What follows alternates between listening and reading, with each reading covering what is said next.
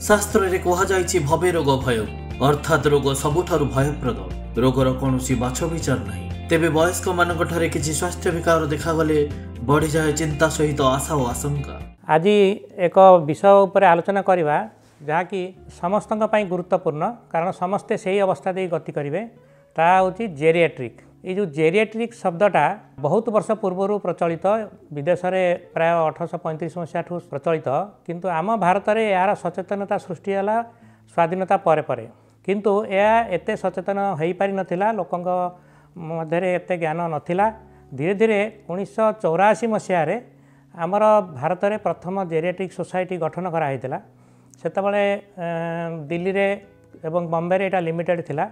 किंतु धीरे धीरे डॉक्टर माने सब जानिया द्वारा यह अन्य प्रदेश को व्यापीला। आम ओडिशा रे एटा 1999 मसीह प्रथम मु जेरिएट्रिक ट्रेनिंग नहीं से आसला ओडिशा रे जेरिएट्रिक डिपार्टमेंट हिसाब से गोटे सचेतनता सृष्टि कराला लोकों पाखरे। जेरिएट्रिक माने वार्धक्य जनित लोकंकर केयर नवा बा चिकित्सा करवा सेमिति कौन निर्दिष्ट बयस ना जो थे कि जेरिएट्रिक बोली कह किंतु आमर भारत वर्ष रे जेरिएट्रिक माने 60 वर्ष ऊर्ध्व वयस्क को कह जाए जोटा कि ऑफिशियली दरकार पड़े किंतु बाहर विदेश कंट्री रे से माने 65 ऊर्ध्व वर्ष को कहती किंतु अपर लिमिट किसी ना जड़े 80 वर्ष बंची पारे 90 वर्ष बंची पारे 100 वर्ष बंची पारे समस्त को जेरिएट्रिक एज ग्रुप बोली कह जाए। किंतु जेरिएट्रिक एज ग्रुप जहाँ जहाँ समस्या थाए बा रोग थाए बा जहाँ असुविधा थाए से किसी लोकों देहरे जल्दी मत देखा जाई पारे 55 वर्ष 57 वर्ष देखा जाई पारे किंतु ऑफिशियली 60 वर्ष ऊर्ध्व को आम भारत वर्ष जेरिएट्रिक एज ग्रुप बोली कह जाए। विज्ञान और प्रजुक्ति विद्यार प्रयोग बल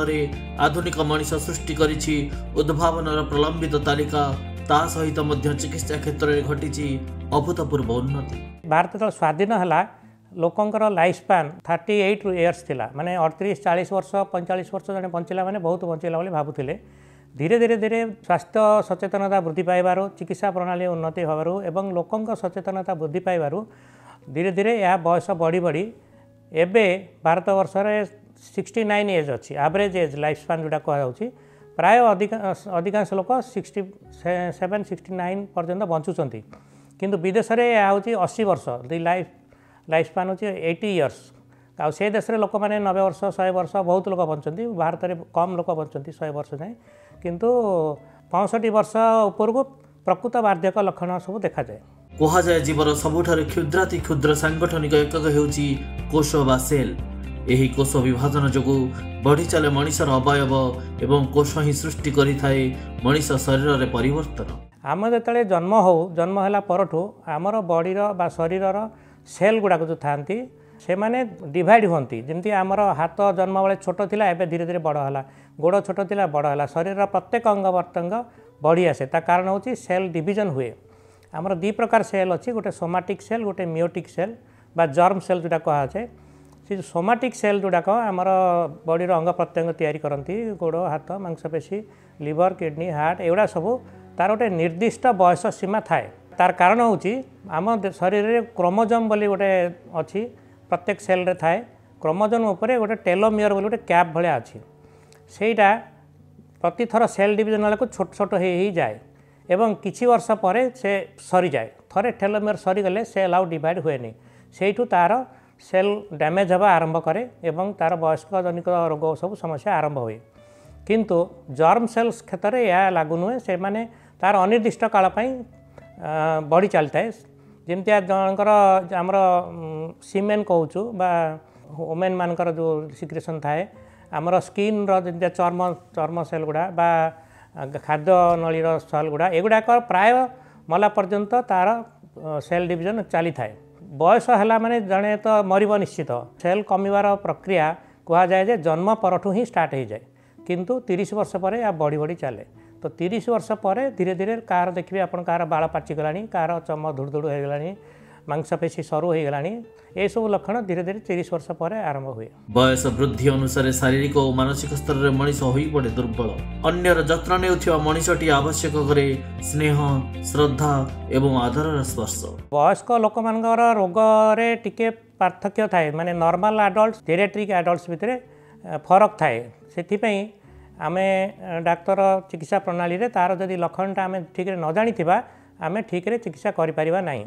कारण बयस होला परे लोकर बहुत परिवर्तन हुए, शरीर रे परिवर्तन हुए, मन रे परिवर्तन हुए, सोसाइटी रे परिवर्तन हुए, फाइनेंस स्टेटस परिवर्तन हुए। आपण देखंतु जणे लोक जे सरकारी चाकरिया सी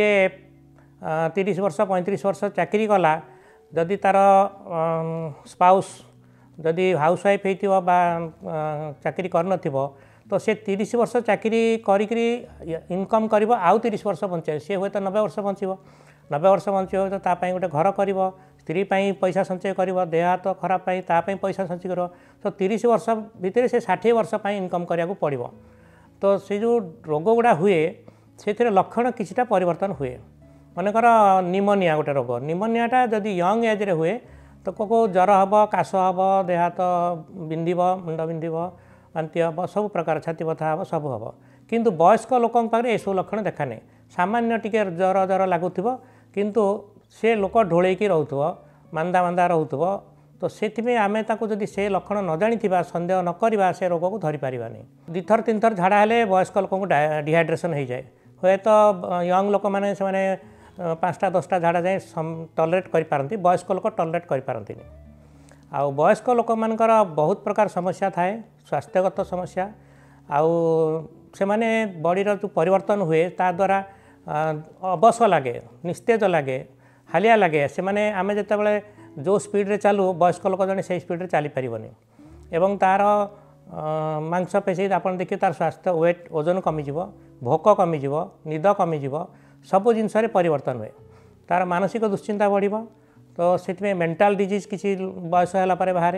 से माने सब बेले चाहते इंडिपेंडेंटली बंचिया। प्रत्येक वयस्क लोक चाहिए जे मु एकुटिया आत्मनिर्भरशील बंचीबी, पुओ झील बहु जई उपर निर्भर हेबी नहीं। कारण किंतु एमती बयस आसो जिते निजर नित्यकर्म से लोक करें से समय ही तार अन्य मान साहाय्य नाक पड़े। से आमर कराए जे एक्टिविटी ऑफ डेली लिविंग आउ IADL माने instrumental activity of daily living. Activity of daily living माने आम नित्यकर्म करवा, सकाळ उठिले दांत घसिले, बाथरूम गले कि ब्रश कले, जलखिया खाइले, जहाँ भी कले, खटरे आसी शोइले, बाथरूम जाई पारले, ए सब कामटा होची एक्टिविटी ऑफ डेली लिविंग। आ इंस्ट्रूमेंटल एक्टिविटी माने आपण निजे रोषे करि पारुछंती, निजे घर झाड़ू करि पारुछंती, लुगा काची पारुछंती, ता माने से आपण वयस्क जनित हेले मध्ये फिट अछंती। जेतेबेले एई सब काम गुड़ा करि न पारिबे सेतेबेले हमको अन्य लोक निर्भर करिया को पड़े। आउ सेथिपे आजिकाली मध्ये सोसाइटी रे मिलिलेनी जेरिएट्रिक केयर गिवर्स लोक अछंती, जो माने आपणकर बहुत लोक बड़ बड़ बड़ वयस्क लोक अछंती, तांको पिला माने बाहर रहउछंती एवं वयस्क लोक घरे एकुटिया रहउछंती। तांकोर आज देह खराब हला कि बाथरूम जाइले पड़गले कि कौन सी प्रोब्लेम है तांको सहायता करने घर पाखे कहीं नहांती। सेथिपई केयर गिवर बोली गोटे ग्रुप बाहरी जो माने कि से माने रखिपारे घरे भड़ारे रखिपारे, दरमा देके रखिपारे, से माने तांकर औषधटा ठीक टाइम रे खुएबे, तांकर गाधे देबे, तांकर जत्न नेबे, लुगा पिंधे देबे, ए सब जिंस करिवे। परिवार रो बोझ मुंडौथिबा मनीष पालटि जाए परिवार पई अलोड़ा एवं समाज पई संबल साजिथिबा मनीष पालटि जाए निस्व। किंतु परिवार एवं समाजर प्रतिटी मनीष बयसर अपराह्न थिबा मनीषटिए पई पालटि जीवा उचित सहारा।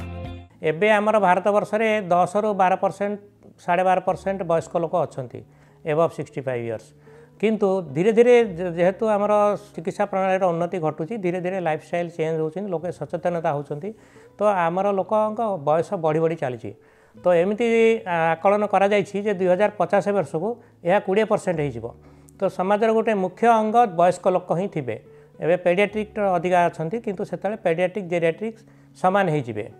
तो यापाई समाजर गुरुदायित्व है आमे केमिति तांकर जत्न नेबा, तांकर जीवन शैली रे केमिति सुधार आनिबा, सेमाने जेमिति कोनोसी असुविधा भोग न करि पारंती, निजर स्वास्थ्य पई हो, खाया पिया पई हो, सोशल हो, मानसिक स्तर हो बा फाइनेंशियल स्तर हो, सब प्रकार साहाय्य सोसाइटी तरफ करवा दरकार। सेथिपई सरकार तरफ एवं विभिन्न NGO मान माध्यम से माने ए सेवा जोगाई आसुछन। फल पड़ी जाती लोक आ फ्रेलिटी माने सब बेले मांदा होगी बसथिबे, डल होगी बसथिबे, चली पारिबेनी, गोटे मन रहिबनी, डिमेंशिया, अल्जाइमर्स ए सब रोग गुड़ा धीरे धीरे हुए। ब्लड प्रेशर है, डायबिटीज है, आउ कैंसर है, ओबेसिटी है, लिपिड डिसलिपिडमिया होगला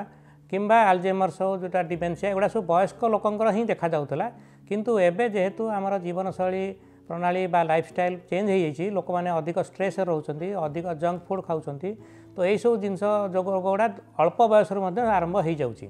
किंतु जेहेतु चिकित्सा प्रणाली अत्यधिक उन्नत अच्छी तो सेमाने ताहा प्रभाव में बहुत वर्ष मैनेज कर गोटे डायबिटीज लोक 35-40 वर्ष इन्सुलिन नहीं करी से भलरे बंची पारुछि और जीवन सब काम करि पारुछि तो वयस्क लोकंकर साधारणतः केतेटा रोग कमन बेसी था कारण जदि यंग बेले रोग हो नथिबो बयस होला परे रोग प्रतिरोधक शक्ति कमी जाए जद्वारा कि डायबिटीज हार्ट डिजीज बा कैंसर आ मानसिक दुश्चिंता मेंटल डिटोरेशन मेमोरी लॉस ये सब रोग गुड़ा कि आर्थराइटिस है ऑस्टियोपोरोसिस है ये सब रोग गुड़ा जॉइंट पेन एटा सब वयस्क लोकंकर बेसी हुए तो यही सब जिनसर केयर नापी लोकों सहायता आवश्यक रहे। वार्धक्य अवस्था पोषकयुक्त खाद्य सहित मन प्रफुल्ल रहिबार रहिछि यथेष्ट गुरुत्व कहीं ना समय यह जोगाई थाए शरीर को शक्ति एवं मन को बल। वयस्क लोक हबार दुईटा मुख्य कारण अच्छी गोटे जेनेटिक आ गोटे एनवायरमेंटल एवं एक्सरसाइज एवं डाएट बा एनवायरमेंटल फैक्टर जार बापा 90 वर्ष 100 वर्ष बंची थाए ता पुओ मध्य पाखापाखि से वर्ष जाए बंची जाए जदि ताको अन्य कौन कारण नाला कैंसर नाला कि एक्सीडेंट नाला कि अन्य कौन कारण जब न मरी जाए नॉर्मली से पाखापाखि जाती तो सेटा ओनली 25% हेल्प करे बाकी 75% आमर निजर डाएट एक्सरसाइज बाकी एनवायरमेंटल फैक्टर स्ट्रेस फैक्टर ये सब द्वारा प्रभावित हुए तो बयस लोक है मैंने तार जेहेतु मोबिलिटी कमीगला कार्यकलाप कमीगला तो घरे बसी रहिले तो खाइबा आमर टोटाल कैलोरी जी दरकार से कमीगला तो से क्षेत्र में वयस्क लोक को आम न्यूट्रिशियस फूड देवा दरकार किंतु विज्ञान कहूँ जे जो मैंने खाली पेटे रहती उपास करती बा कैलोरी रेस्ट्रिक्शन करती अल्प अल्प खाती से लाइफ स्पैन बढ़ी जाए एवं जो मैंने एक्सरसाइज रेगुलाली करती से मसल स्ट्रेंथ बढ़े लाइफ स्पैन बढ़ी जाए तो से खाइबारे आपण हल्का खाइले गोटे माने रुटी खाइले कि उपमा खाइले कि दलिया खाइले कि सुजी खाइले जहाँ खाइबे जेतिकी आपण हजम करें से परिमाण खाइबे लोभ करिकी अजिता खाइबा उचित नुहे विभिन्न प्रकार फल खाई पारे पनीपरिया जिते अधिका खाइबे सेते भल आ मुख्य गोटे है जिनस आपणकर निद्रा जनका निहाती कम 7 घंटा 8 घंटा शोवा दरकार जदि आप शोई पारुना कौ कारण शोई पारना बाहर करेंगे जदि बेले बेले वयस्क लोकंकर परिस्रा बारंबार हुए राति उठा पड़े 5-6 थर से क्षेत्र में निद भल हेनी तेणु से कारण सब बाहर करा परिस्रा जो अधिका होता हुए तो कौन से रोग रही कि बयस जनित होती आम बयस होगापर आम परिस्रा को अटके रखार कैपासिटी आमर कमी जाए एवं परिस्रा अल्प परिस्रा जमिले परिस्रा करने को पड़े बेले बेले अजाणतार परिस्रा हो जाए लुगापटारे बाटरे तेणु से सब जिनस गुड़ाक केयर नहीं रखा पड़ो एवं खाद्य न्यूट्रिशियस खाद्य दरकार हेवी खाद्य खाइबा उचित नुहे जी हजम करें से दरकार कारण से रिक्वायरमेंट कमी जाए आमर आप प्रोटीनियस खाद्य खाइबे वेजिटेबल्स फ्रुट्स ये सब जिनस खाइबे किंतु आप वेटटा मेंटेन होना नहीं देखिए